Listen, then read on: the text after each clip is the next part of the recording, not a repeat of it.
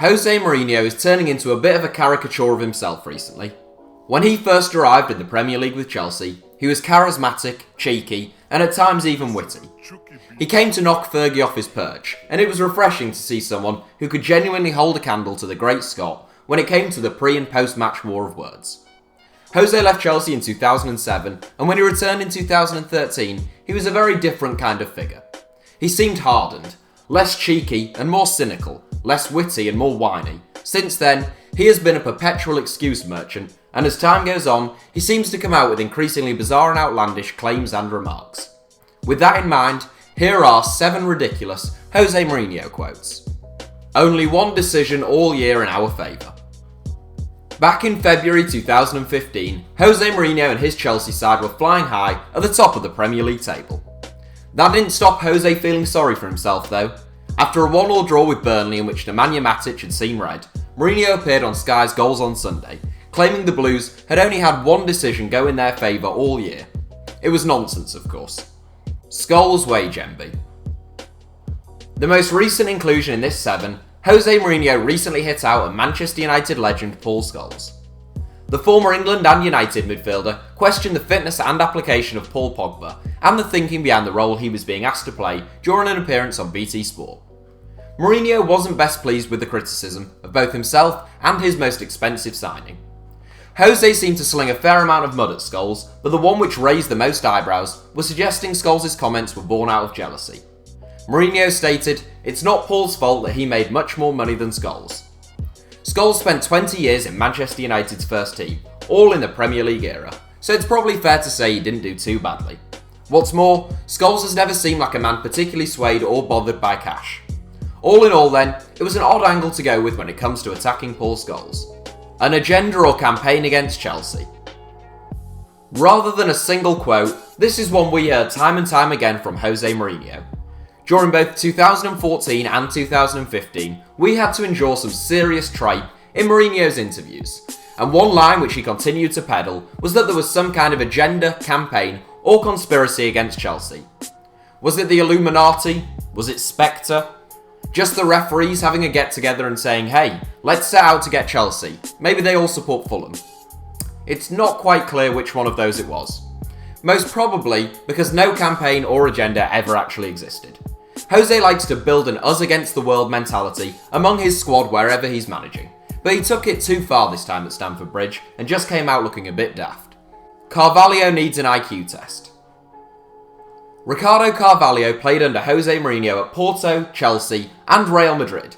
They won the Champions League, multiple league titles and a lot more in their many years together, but that didn't stop Jose taking a brutal swipe at his compatriot back in 2005.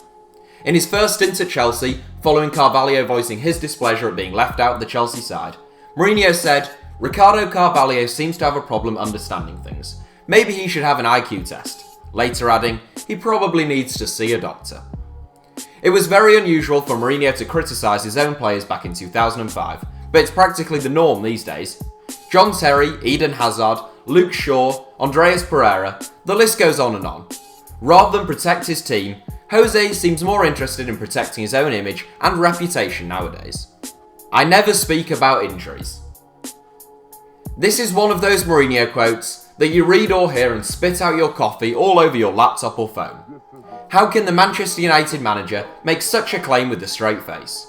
When it comes to excuses, Mourinho could write the book, although it wouldn't be a great book as some of his excuses are absolute madness. Either way, the notion that Mourinho doesn't complain about being without injured players is absurd, as many people prove by uploading countless clips of him doing just that. 19th century football. Now this was a real classic.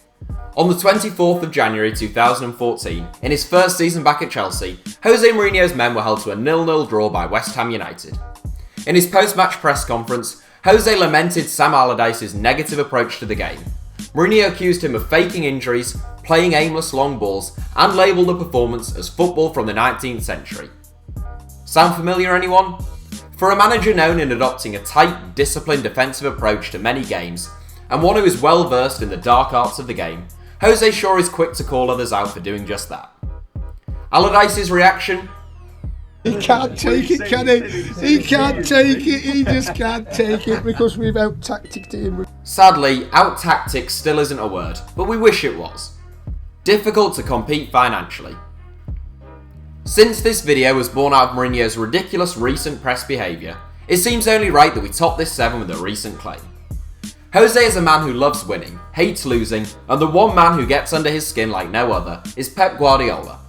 So his Manchester United team, trailing this quite brilliant Manchester City side by a whopping 15 points going into the new year, may explain why Jose seems to have lost the plot quite this much. Recently, Jose claimed it was difficult to compete with Man City's spending power. For a manager who has spent more money than any other in the history of football, 150 million last summer alone, and well over 300 million since joining Manchester United, it's another statement which seems rife with hypocrisy.